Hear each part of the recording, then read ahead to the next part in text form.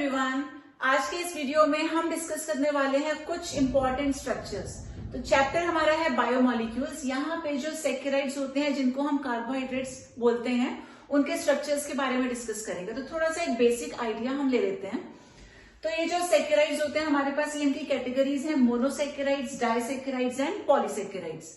Monosaccharides में हम जो स्ट्रक्चर पढ़ेंगे वो होगा about glucose, fructose and galactose. Similarly disaccharides में माल्टोज, लैक्टोज और सुक्रोज का स्ट्रक्चर हम डिस्कस करेंगे। एंड पॉलीसैकेराइड्स में we are going to discuss about the structure of starch, cellulose and glycogen. So let us begin with the monosaccharides. और जो पहला monosaccharide है वो है glucose with the formula C6H12O6। तो कई सारी रिएक्शंस करवाई गई थी जहां से कौन कौन से फंक्शनल ग्रुप्स प्रेजेंट होते हैं और कार्बन सारे जो है स्ट्रेट चेन में अटैच्ड होते हैं, वो सब थ्योरेटिकल पार्ट आप ऑलरेडी पढ़ चुके होंगे। तो ओपन स्ट्रक्चर की अगर हम बात करें, ऐसा ग्लूकोज का स्ट्रक्चर पता चल गया था CHOH के होते हैं 4 groups and then we have CH2OH। तो ये जो ओपन स्ट्रक्चर ग्लूकोज का है, बहुत सारी प्रॉपर्टीज को तो इसने एक्सप्लेन किया था, but still there were many properties which could not be explained on the basis of this open structure. तो ऐसा माना गया कि जो ग्लूकोज है वो साइक्लिक स्ट्रक्चर में एग्जिस्ट कर सकता है। तो साइक्लिक स्ट्रक्चर को कैसे हम ड्रॉ करेंगे, ये देखिए CHO को हमने यहां दिखा दिया, CH ऑक्सीजन आएगा डबल बॉन्ड के साथ। देन वी हैव नेक्स्ट 4 हमारे पास कार्बन हैं, तो 1 2 3 4 4 कार्बन को हमने यहाँ शो किया।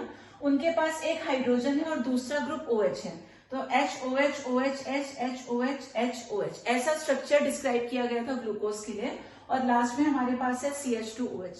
तो ये तो हो गया ओपन चेन वाला इसका स्ट्रक्चर। उसके बाद अगर ध्यान से देखें तो यहाँ पे जो एल्डिहाइड वाले ग्रुप में हमारे पास कार्बोनिल ग्रुप है C डबल बॉन्ड O। यहाँ क्या होगा, ऑक्सीजन जो होता है कार्बन के कंपैरिजन में ज्यादा इलेक्ट्रोनेगेटिव होता है। तो अगर वो पाई इलेक्ट्रॉन्स को अपनी तरफ ले जाएगा, oxygen will become partially negative और ये जो कार्बन है इस पे पॉजिटिव चार्ज डेवलप हो जाएगा। तो होता है क्या, यहाँ पे जो 5th वाला कार्बन है, सेकेंड लास्ट वाला कार्बन, यहाँ की बॉन्डिंग इधर हो जाएगी। क्योंकि ऑक्सीजन नेगेटिव है तो ये जो हाइड्रोजन है बीइंग पॉजिटिव, ये जाकर के इसके साथ बॉन्ड बना लेगा। ऐसे ऑक्सीजन लोन पेयर की वजह से नेगेटिव और यहाँ पे हमारे पास पॉजिटिव कार्बन है, ऑक्सीजन और इस कार्बन में बॉन्डिंग हो जाएगी, जहां से साइक्लिक स्ट्रक्चर इसका बन के निकलता है। कैसे बनेगा, तो ये हमारे पास जो CHO था पहले, अब इस ऑक्सीजन के साथ एक हाइड्रोजन भी आ चुका है, तो यानी कि पहले कार्बन के पास एक हाइड्रोजन था और दूसरी साइड में क्या हो जाएगा, OH। उसके बाद अगर रिंग की हम बात करें तो 1 2 3 4 5 5 कार्बन इधर जाएंगे तो बीच में एक ऑक्सीजन भी आएगा, तो टोटल 6 मेंबर्ड रिंग बनेगी। तो 6 मेंबर्ड रिंग में 5 तो कार्बन और 6 पोजीशन जो है that is being occupied by oxygen. ठीक है, तो यहाँ पे हमने दिखा दिया कि ऑक्सीजन जो है रिंग फॉर्मेशन में पार्टिसिपेट करेगा और ये हाइड्रोजन इस वाले ऑक्सीजन के साथ जा चुका है। अब इसको शो करने के भी हमारे पास 2 तरीके हैं। देखिए, बाकी सब तो हमने ऑलरेडी डिस्क्राइब कर दिया कि किस कार्बन पे हाइड्रोजन लेफ्ट में है, कहाँ राइट में है।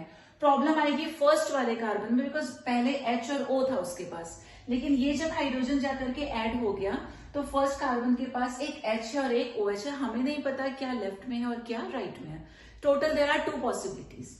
तो एक बार हाइड्रोजन को हमने लेफ्ट में शो कर दिया और एक बार हमने इसको जो है हाइड्रोजन को राइट में शो कर दिया, तो 2 अलग अलग स्ट्रक्चर्स निकल के आते हैं।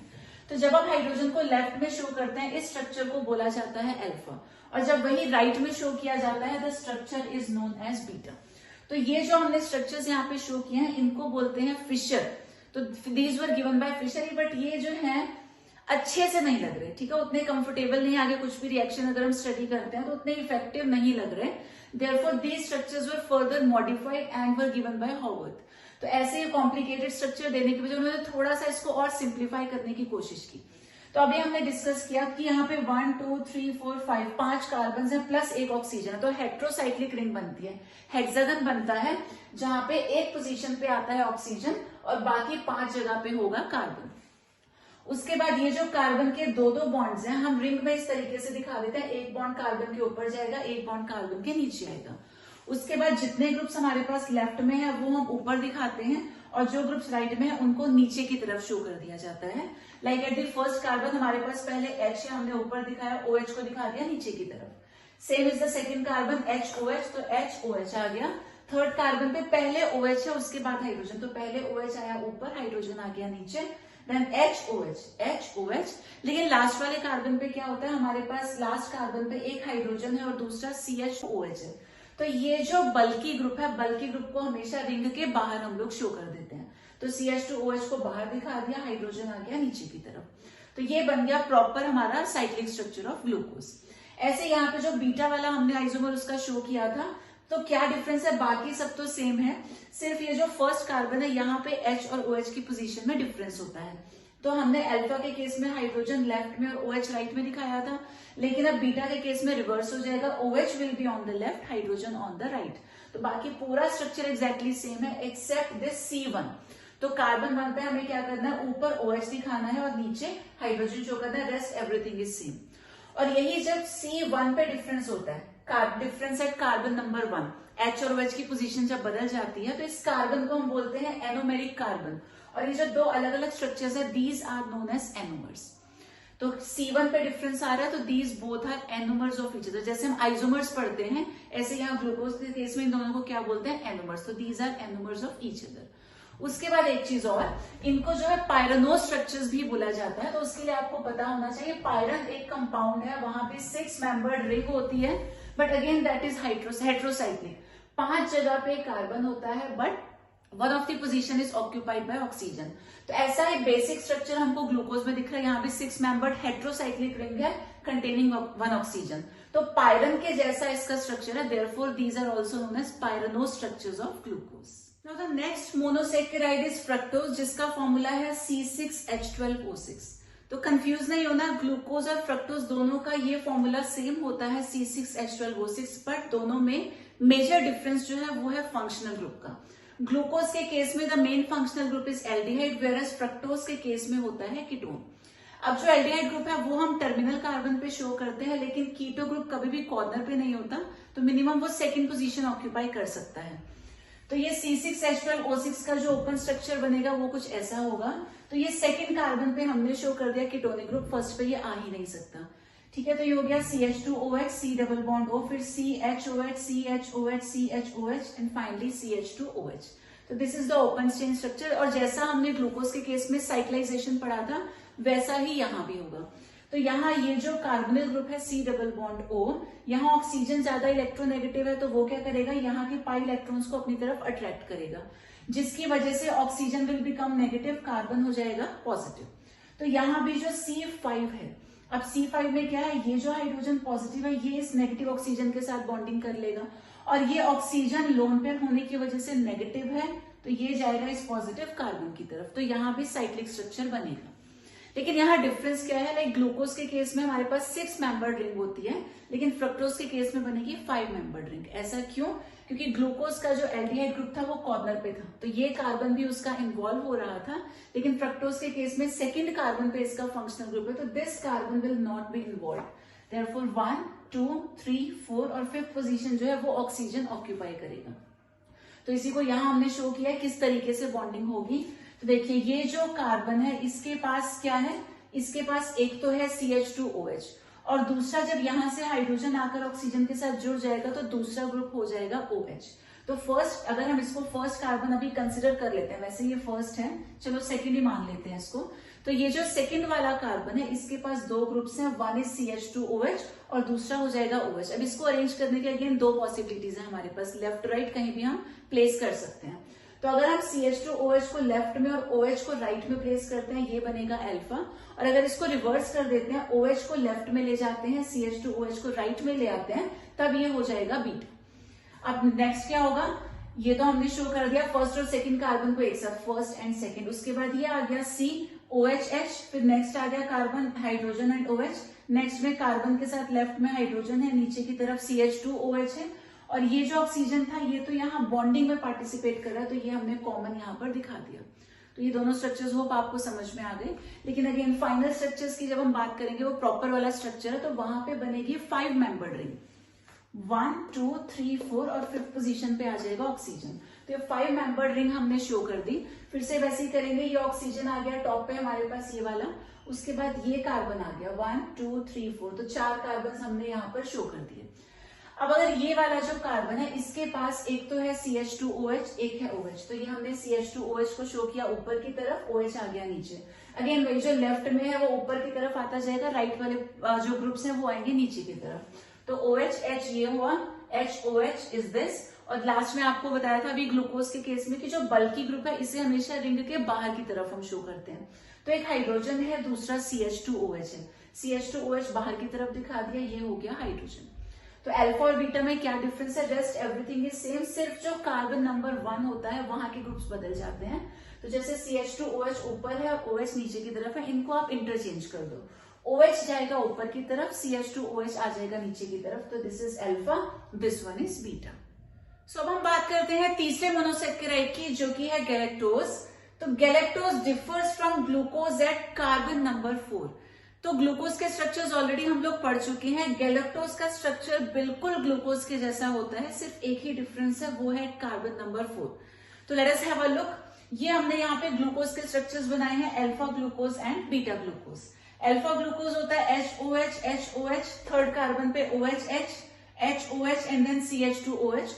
और बीटा ग्लूकोज क्या होता है? सिर्फ C1 को हमने चेंज करना, तो हमने H और OH को इंटरचेंज कर दिया, तो अल्फा से ये बन गया बीटा। अब अगर इस ग्लूकोज में कार्बन नंबर 4 के ग्रुप्स को इंटरचेंज कर देंगे तब वो बन जाएगा ग्लूकोज। तो कार्बन नंबर 4 को चेंज करना है। हमेशा ऑक्सीजन के यहाँ राइट से हम नंबर 1 स्टार्ट करते हैं, तो this is carbon number 1 2 3 and 4।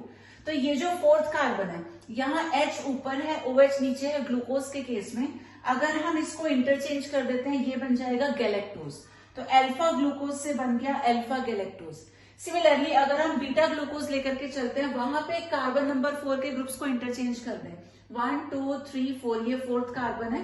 H और OH की पोजीशन को इंटरचेंज करके OH ऊपर आ जाएगा, H नीचे आ जाएगा, रेस्ट एवरीथिंग इज सेम। तो ये बन जाएगा beta galactose which is obtain from beta glucose. तो अल्फा और बीटा ग्लूकोज में क्या डिफरेंस है? वो होता है कार्बन नंबर 1। तो अल्फा के ग्रुप्स को कार्बन 1 पे इंटरचेंज कर दें तो ये बन जाएगा बीटा, और लेकिन अगर कार्बन नंबर 4 के ग्रुप्स को इंटरचेंज करते हैं तब ग्लूकोज से बन जाता है galactose. So after the monosaccharides अब हम बात करते हैं डाइसेक्राइड्स। डाइसेक्राइड्स भी हम 3 ही पढ़ने वाले हैं, जो कि है माल्टोज, लैक्टोज एंड सुक्रोज। कोशिश करिएगा कि इसी सीक्वेंस में आप इसको पढ़ें, बिकॉज इससे जो इनके मोनोसेक्राइड यूनिट्स हैं उनको लर्न करना काफी इजी हो जाता है। तो पहले हमारे पास है माल्टोज।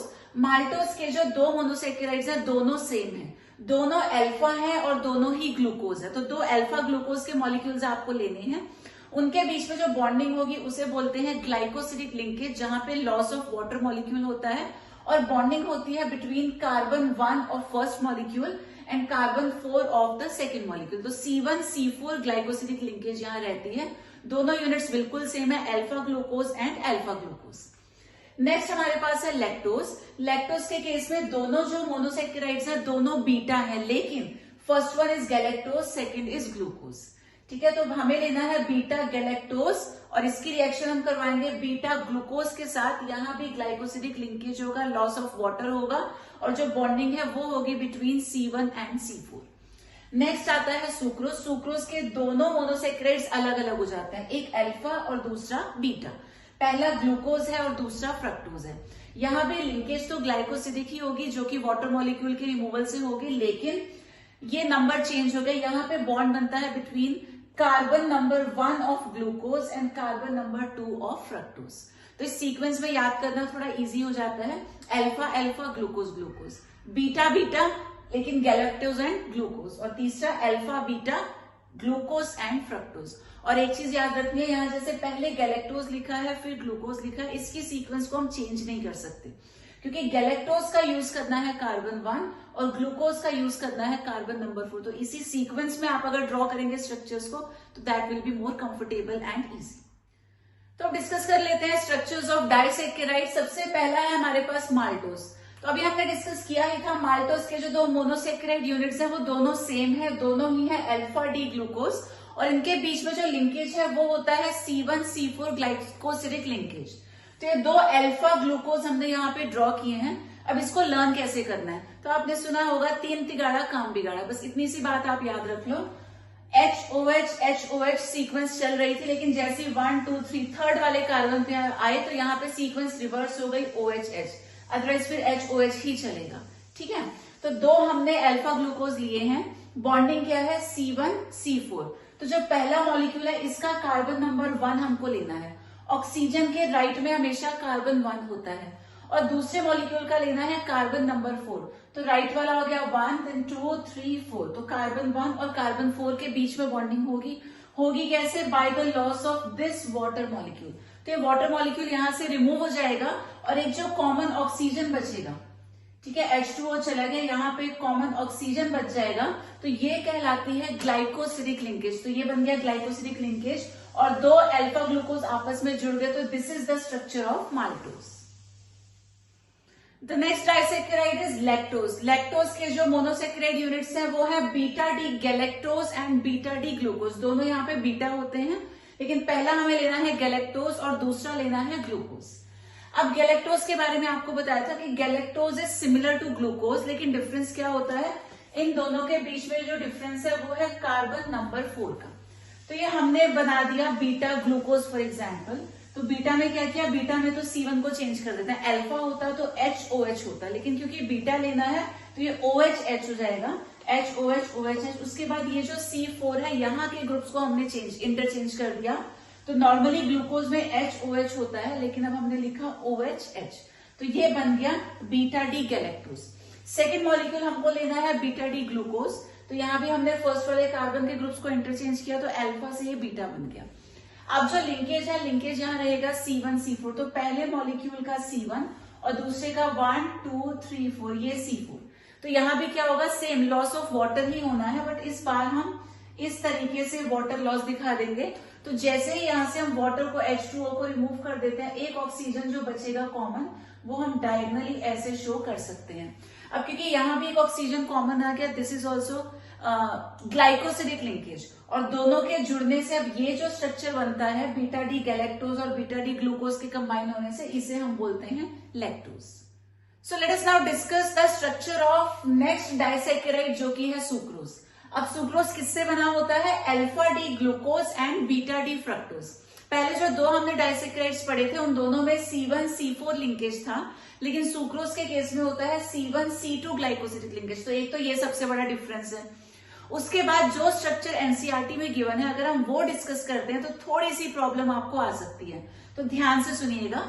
अब हमने लिया अल्फा डी ग्लूकोज, तो अल्फा ग्लूकोज हमने ड्रॉ कर लिया, HOH 3 तिगाड़ा काम बिगाड़ा, यहाँ पे पलट दिया OHH, बाकी सब कुछ सेम है। तो ये हो गया अल्फा डी ग्लूकोज।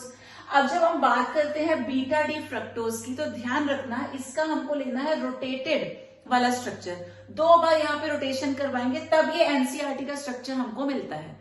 तो कैसे, थोड़ा इधर इसको समझते हैं। ये हमने यहाँ पे ड्रॉ किया बीटा डी फ्रक्टोज, ये स्ट्रक्चर पहले हम डिस्कस कर चुके हैं। तो बीटा डी फ्रक्टोज हमने ड्रॉ किया, इसको पहले हम लेफ्ट टू राइट रोटेट कर देते हैं। तो लेफ्ट राइट रोटेशन से क्या होगा? OH CH2OH यहाँ आ गया, ये जो था CH2OH एंड हाइड्रोजन ये राइट में चला गया। उसके बाद ये OHH इधर आ गया, HOH वहां चला गया। दूसरी बार रोटेट कैसे करना है? ऊपर वाले ग्रुप्स को नीचे और नीचे वाले ग्रुप्स को ऊपर। तो यहाँ फिर हमने सबके सीक्वेंस को बदल दिया, H ऊपर गया, CH2OH नीचे आ गया, OH ऊपर, हाइड्रोजन नीचे, OH ऊपर, इस तरीके से पूरा हमने इसको रोटेट कर दिया। तो ये जो फाइनल स्ट्रक्चर निकल के आता है बीटा फ्रक्टोज का 2 रोटेशंस के बाद, उसको यहाँ पे यूज करना है एज पर एनसीईआरटी। ठीक है, तो यहाँ होना वही है, क्योंकि इन दोनों में जब बॉन्डिंग होगी तो कैसे होगी? By the loss of this water molecule. तो ये वाटर मॉलिक्यूल यहाँ से रिमूव होगा, एक कॉमन ऑक्सीजन बच जाएगा, उस कॉमन ऑक्सीजन को हम इस तरीके से शो कर देंगे। तो ये स्ट्रक्चर थोड़ा सा कंफ्यूजिंग है, आपको समझ में आ जाए तो बहुत अच्छी बात है, otherwise we have an alternate. हम इसको सिंपल तरीके से भी पढ़ सकते हैं, तो लेट्स सी हाउ। तो अब सिंपल तरीके से समझते हैं सुक्रोज को कैसे हम शो कर सकते हैं। अल्फा डी ग्लूकोज ये है, HOH HOH OHH HOH and CH2OH। उसके बाद जो बीटा डी फ्रक्टोज, ये नॉर्मल वाला जो उसका स्ट्रक्चर होता है उसको हमने यहाँ शो कर दिया वर्टिकली डाउनवर्ड्स। अब हमें बताया जो लिंकेज है वो है C1 C2। तो ग्लूकोज में तो ये रहा C1, इसको हम लोग यूज करेंगे, और फ्रक्टोज के केस में हम लोग यहां से स्टार्ट करते हैं, this is considered as carbon number 1, क्योंकि फ्रक्टोज में क्या था? कीटोन ग्रुप था जो हमेशा सेकंड पोजीशन पे आता है। तो ये सेकंड कार्बन बनेगा, this will be the first. तो 1 2 ये सेकंड वाले को कंसिडर करना है, ये फर्स्ट और ये सेकंड, इन दोनों में बॉन्डिंग होगी, ग्लाइकोसिडिक लिंकेज अगेन, यहां से भी ये वाटर मॉलिक्यूल रिमूव हो जाएगा और दोनों में एक कॉमन ऑक्सीजन बचेगा, जिससे बन जाएगा ग्लाइकोसिडिक लिंकेज। तो इस तरीके से ये स्ट्रक्चर भी हम सुक्रोज के लिए शो कर सकते हैं। Let us now talk about the structure of polysaccharides, जिसमें पहले हमारे पास है स्टार्च। तो स्टार्च के जो कंपोनेंट्स हैं, जो यहाँ पे मोनोसैकेराइड होते हैं, वो है अल्फा डी ग्लूकोज। तो जितने भी हमको यूज करने हैं अल्फा डी ग्लूकोज यूनिट्स ही यूज करने हैं। अब स्टार्च के दो कंपोनेंट्स होते हैं, वन इज कॉल्ड एमाइलोज और दूसरे को हम बोलते हैं एमाइलोपेक्टिन। दोनों ही अल्फा ग्लूकोज से बने होते हैं, बट एक यहाँ पे डिफरेंस है। जो एमाइलोज है ये स्ट्रेट चेन होता है, बस स्ट्रेट चेन में अल्फा डी ग्लूकोज आपस में जुड़ जाएंगे। लिंकेज यहाँ पे रहती है C1C4 और यहाँ टोटल जो मॉलिक्यूल्स आपस में जुड़ते हैं they can be ranging from 200 to 1000। लेकिन जब हम बात करते हैं एमाइलोपेक्टिन की तो ये ब्रांच्ड होता है। उसके बाद यहाँ दो लिंकेजेस आपको मिलेंगी। स्ट्रेट चेन तो वही C1C4 रहेगा, लेकिन जहां जहां ब्रांचिंग आएगी वहां पे C1C6 लिंकेज होगा। और यहाँ पे नंबर ऑफ यूनिट्स भी ज्यादा होते हैं जो आपस में जुड़ते हैं। दे में रेंज फ्रॉम 2000 to 3000 यूनिट्स। अब डिफरेंस को समझते हैं। तो हमने क्या किया, ये तीन यहाँ पे दिखाए हैं अल्फा ग्लूकोज। वैसे बहुत ज्यादा होते हैं, हमने मेंशन किया 200 से लेकर 1000 तक हो सकते हैं। तो we have shown here 3 molecules. Linkage होना है C1C4। तो पहले मॉलिक्यूल का C1 और दूसरे का 1 2 3 4। इन दोनों के बीच में क्या होगा, अगेन वाटर मॉलिक्यूल, ये H2O यहां से चला जाएगा। एक जो कॉमन ऑक्सीजन बचेगा उसे हम इस तरीके से शो कर देंगे, ग्लाइकोसिडिक लिंकेज हो गया। इसके बाद फिर से नेक्स्ट मॉलिक्यूल का ये C1 है और 1 2 3 4 ये हो गया C4। इन दोनों में अगेन वाटर लूज हो जाएगा, तो यहाँ जो कॉमन एक ऑक्सीजन बचेगा that will be shown like this. ऐसी ये बॉन्डिंग आगे चलती रहेगी, आगे जाके बॉन्ड बनाएगा। इधर वाला जो ऑक्सीजन है वो इधर और मॉलिक्यूल्स के साथ बॉन्डिंग कर लेगा, तो लंबी सी एक चेन बन जाती है which is known as amylose. अब जब बात करते हैं एमाइलोपेक्टिन की, यहाँ पे स्ट्रेट चेन्स तो रहेंगी, फिर फर्दर उनमें ब्रांचिंग हो जाती है। तो ये जैसे एक चेन हमने शो की, ये सारे भी अल्फा ग्लूकोज हैं, ठीक है। HOH, तीसरे पे बदल गया OH, तो सारे सेम मॉलिक्यूल्स हैं। तो स्ट्रेट चेन में तो वही होना है, पहले मॉलिक्यूल का C1 और दूसरे मॉलिक्यूल का C4। यहाँ से वाटर जब रिमूव होगा कॉमन एक ऑक्सीजन आएगा। सेम यहाँ पे इस मॉलिक्यूल का C1, इस वाले मॉलिक्यूल का C4, यहाँ से भी वाटर रिमूव हो जाएगा, एक ऑक्सीजन बच जाएगा। तो ऐसे स्ट्रेट चेन एक बन गई। ये दूसरी चेन हमने शो की है। तो यहाँ पे क्या होगा, ये C1 C4 में से वाटर जाएगा तो इनके बीच में कॉमन ऑक्सीजन, फिर से C1 और C4 में से वाटर जाने से ये बन गया ग्लाइकोसिडिक लिंकेज। तो स्ट्रेट चेन्स में फर्दर क्या होगा, ब्रांचिंग होगी। तो ये जो पहली चेन है वो दूसरी चेन के साथ भी बॉन्ड बनाएगा, लेकिन अब वो लिंकेज कैसी रहेगी, दैट विल बी C1C6। एक मॉलिक्यूल का C1 और दूसरे मॉलिक्यूल का C6 हो जाएगा। जैसे इसको कंसिडर करते हैं, ये हो गया कार्बन नंबर 1, ठीक है। और नीचे वाली जो चेन है उसका लेना पड़ेगा कार्बन नंबर 6। तो वर्टिकली डाउनवर्ड्स जो आ रहा है 1 2 3 4 5 और ये हो गया 6th वाला कार्बन। तो ये कार्बन नंबर 1 और कार्बन नंबर 6 में बॉन्डिंग होगी। मेथड वही रहेगा, यहाँ पे रिमूवल ऑफ वाटर। तो ये मान लो OH यहां से जाएगा, एक हाइड्रोजन यहां से जाएगा, ये वाटर हमने रिमूव कर दिया, तो ये कॉमन एक ऑक्सीजन रह जाएगा, इनके बीच में ये बॉन्ड बन जाएगा इस तरीके से। तो C1 C4 से तो स्ट्रेट चेन्स बनेगी बहुत सारी, लेकिन C1 C6 से एक स्ट्रेट चेन दूसरी चेन से जुड़ जाएगी। तो जो ब्रांच्ड वाला होता है इसका नाम है एमाइलोपेक्टिन, और जो स्ट्रेट चेन वाला है वो होता है एमाइलोज। नेक्स्ट अब हम बात कर लेते हैं सेल्यूलोज की। तो सेल्यूलोज के जो यूनिट्स है वो है बीटा डी ग्लूकोज। जैसे स्टार्च में अल्फा डी ग्लूकोज था, ऐसे ही सेल्यूलोज बना होता है बीटा डी ग्लूकोज। अब अल्फा और बीटा में क्या डिफरेंस है, तो वो है कार्बन नंबर 1, HOH की जगह बीटा में आ जाता है OH, ठीक है। सीक्वेंस आपको याद रखती है, बाकी पूरा स्ट्रक्चर सेम है। तो लिंकेज यहाँ भी वही रहेगी C1 C4। तो पहले मॉलिक्यूल का ये हो गया कार्बन नंबर 1 और दूसरे का 1 2 3 ये आ गया कार्बन नंबर 4। मेथड यहाँ भी वही रहेगा, वाटर मॉलिक्यूल का रिमूवल होगा, तो OH और एक हाइड्रोजन यहाँ से वाटर चला जाएगा, एक ऑक्सीजन जो बचेगा उसको हम इस तरीके से दिखा देंगे। सिमिलरली अब नेक्स्ट मॉलिक्यूल का हम लेंगे कार्बन नंबर 1 और इसका आ जाएगा 1 2 3 4। यहाँ भी वाटर मॉलिक्यूल रिमूव होना है, तो एक हाइड्रोजन और एक OH यहाँ से चला जाएगा। फाइनली जो एक ऑक्सीजन बचेगा that will be shown this way. तो ये चेन बढ़ती जाएगी, कई सारे मॉलिक्यूल्स आपस में जुड़ जाएंगे, ये हो जाता है सेल्यूलोज। तो स्टार्च में अल्फा ग्लूकोज और सेल्यूलोज में बीटा ग्लूकोज, इतना ही डिफरेंस है। अब तीसरा जो हमारा पॉलीसैकेराइड है वो होता है ग्लाइकोजन। इसका स्ट्रक्चर पढ़ना नहीं है, बस आपको इतना समझना है, glycogen is similar to amylopectin. जो स्टार्च के अभी हमने दो कंपोनेंट्स डिस्कस किए थे, एमाइलो स्ट्रेट वाला और एमाइलोपेक्टिन ब्रांच्ड वाला। तो ये जो ग्लाइकोजन है इसका स्ट्रक्चर बिल्कुल एमाइलोपेक्टिन के जैसा होता है, बस चेन लेंथ में थोड़ा सा डिफरेंस होता है, प्लस इसमें थोड़ी सी ब्रांचिंग ज्यादा हो जाती है ग्लाइकोजन में। अदरवाइज पूरा स्ट्रक्चर इसका अमाइलोपेक्टिन के ही जैसा है। तो अल्फा ग्लूकोज की स्ट्रेट चेन्स बनेगी, फर्दर उनमें जो है ब्रांचिंग हो जाएगी बाय C1 C6 लिंकेज।